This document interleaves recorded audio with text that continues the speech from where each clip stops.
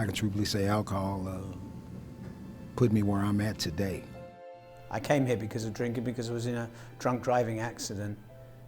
It was morning, we were going out to the beach, and I had a vodka and orange juice in a glass, and I poured it into a plastic tumbler walking out the door, and my girlfriend, who was, about 10 years ahead of me in recovery, said to me, "You taking your orange juice to the beach?" And I said, "Yeah," and she started to laugh. She said, "You're a piece of work."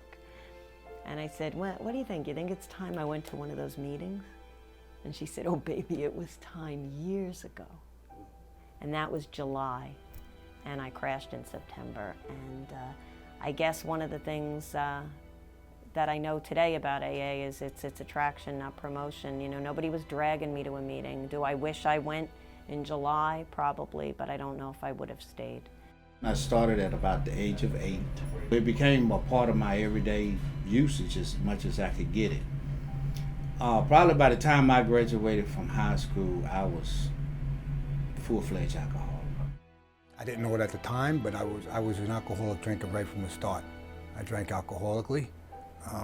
There would be 3 of us hanging out, 3 guys hanging out, and there was 4 beers left, and I knew I had to finish this one, drink 1 more down, and then we could split the remaining 3, because there was 3 of us, 4 beers, I was going to get 2 of them, and that's the way an alcoholic thinks, and I didn't realize it at the time.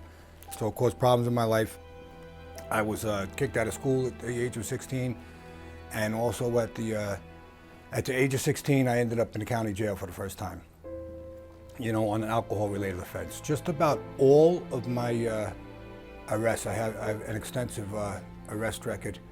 Every time I was under the influence, that I can think of. I remember I was in the jail, I was in a cell, and I prayed to God.